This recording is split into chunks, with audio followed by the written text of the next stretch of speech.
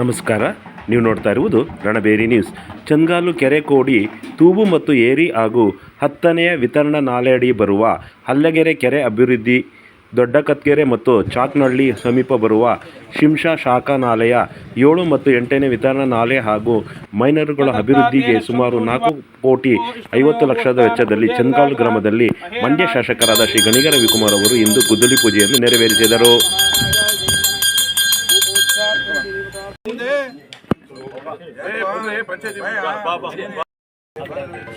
ನಂತರ ಚಂದ್ಗಾಲಿನ ಹಿರಿಯ ಮುಖಂಡರು ಶಾಸಕರಾದ ಶ್ರೀ ಗಣಿಗ ರವಿಕುಮಾರ್ ಅವರನ್ನು ಹಾರ ಹಾಕಿ ಶಾಲು ಹೊದಿಸಿ ಸನ್ಮಾನಿಸಿ ಗೌರವಿಸಿದರು.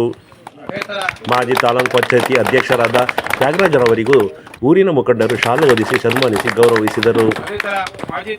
ನಂತರ ತ್ಯಾಗರಾಜರವರು ಶಾಸಕರಾದ ಗಣಿಗ ರವಿಕುಮಾರ್ ಅವರು ಚಂದ್ಗಾಲು ಸುತ್ತಮುತ್ತ ಕಾಮಗಾರಿಗಳ ಬಗ್ಗೆ ಸವಿವರವಾಗಿ ಮಾಹಿತಿ ನೀಡಿದರು. ಕೆಲಸ ಕಾರ್ಯಗಳನ್ನು ಮಾಡಿದ್ದಾರೆ.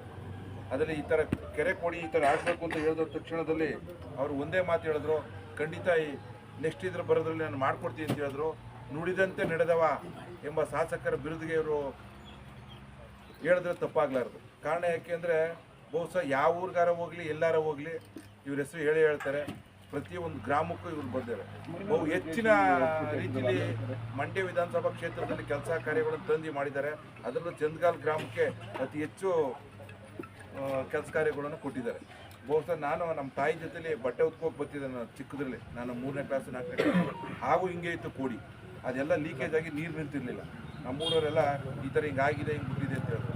ಈಗ ಆ ನೀರಿಗೆ ಸೋಪಾನ ಕಟ್ಟೆಗೆ ದೇವ್ರ ದಿಂಡ್ರು ತಂದರೆ ಬಟ್ಟೆ ಹೆಂಗಸರು ಮಕ್ಕಳು ಬಟ್ಟೆ ಒಗೆಯೋಕ್ಕೆ, ಮತ್ತು ಅದು ಏನು ಕೋಡಿ ಏನು 40-50 ವರ್ಷದಿಂದ ಕೋಡಿ ಇತ್ತು, ಆ ಕೋಡಿನ ರೀಪ್ಲೇಸ್ ಮಾಡಿ ಒಳಗಡೆ ಇನ್ನೊಂದು ತೊಡಗೋಡಿ ಹಾಕಿ ಆ ಲೀಕ್ ಆಗ್ದಂಗೆ ಮಾಡಿ ಹೊಸ ತೂಪ್ ಮಾಡಿ ಮೇಲ್ಗಡೆ ಏರಿ ಮೇಲೆ ಹೋಗೋಕ್ಕೆ ಎಲ್ಲ ಗಿಡ ಎಲ್ಲ ಬೆಳ್ಕೊಂಡು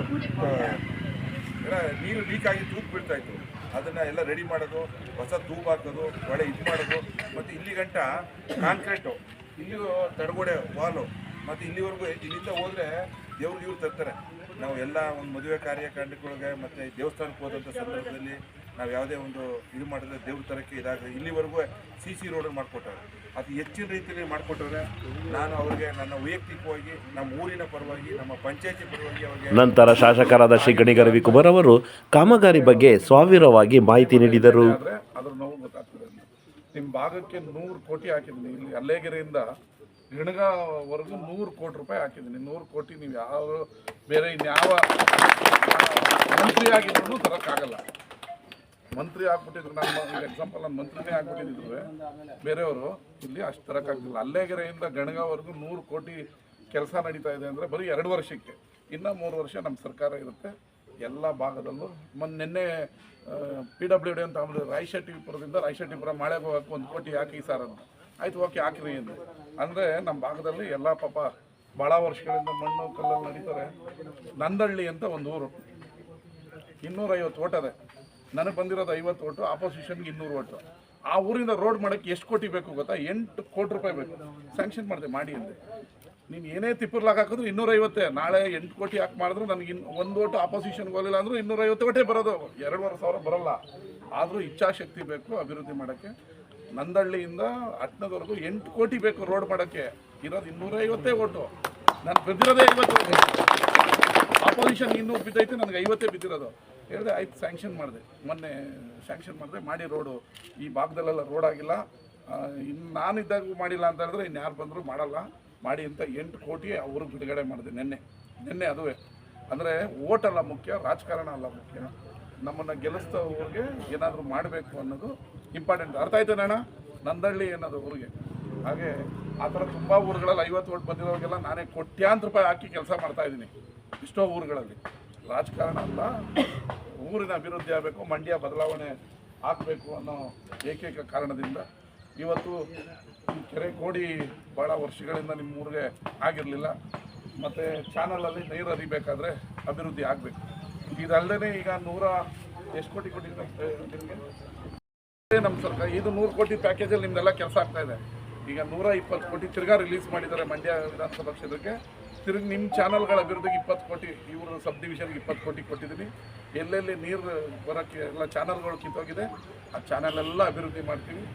ನೆಕ್ಸ್ಟು ಏನೇನು 5 ವರ್ಷದಲ್ಲಿ ಒಟ್ಟು 650 ಕೋಟಿ, 650ಅಲ್ಲಿ 120 ಹೋದರೆ ಇನ್ನು 500 ಕೋಟಿ ಕೊಟ್ಟರೆ ಎಂಟೈರ್ ನನ್ನ ಮಂಡ್ಯದ ಎಲ್ಲ ಚಾನಲ್ಗಳು ಮೊದಲು ರೀಲೈನಿಂಗ್ ಆಗುತ್ತೆ.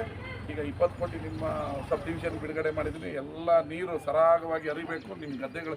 ನಾವೇನೋ ರಾಜಕಾರಣದಲ್ಲಿ 100,000 5,000 ಏನು ಕೊಟ್ಟರು ರಾಜಕಾರಣದಲ್ಲಿ ಲಾಸ್ಟ್ ದಿನದ ಏನೂ ಆಗಲ್ಲ. ಇವೆಲ್ಲ ಮಾಡಿದ್ರೆ ನೀವು ವರ್ಷ ಪೂರ್ತಿ ಅನ್ನ ತಿಂತೀರಿ, ನೆನೆಸ್ಕೋತೀರಿ, ಮಿಕ್ಕಿದ ದೇವ್ರಿಗೆ ಬಿಡೋಣ. ಹೌದಲ್ವಾ? ಈ ಕೆರೆ ಕೊಡಿ ನೀರು ನಿಂತರೆ ನೀವೇ ಅನ್ನ ತಿಂತೀರಿ, ನಿಮ್ಮ ಮಕ್ಕಳು ಮದುವೆ ಮಾಡ್ತೀರಾ, ನಿಮ್ಮ ಸಂಸಾರ ನಡೆಯುತ್ತೆ, ನಿಮ್ಮ ಜೀವನ ಕಟ್ಕೋತೀರ. ಲಾಸ್ಟ್ ದಿನ ನನ್ನ ದುಡ್ಡು ಇನ್ನೊಂದು ಕೊಟ್ಟು ಗೆದ್ದುಬಿಟ್ರೆ ಅದರಿಂದ ಏನು ನಿಮ್ಮ ಜೀವನ ಬದಲಾವಣೆ ಆಗಲ್ಲ.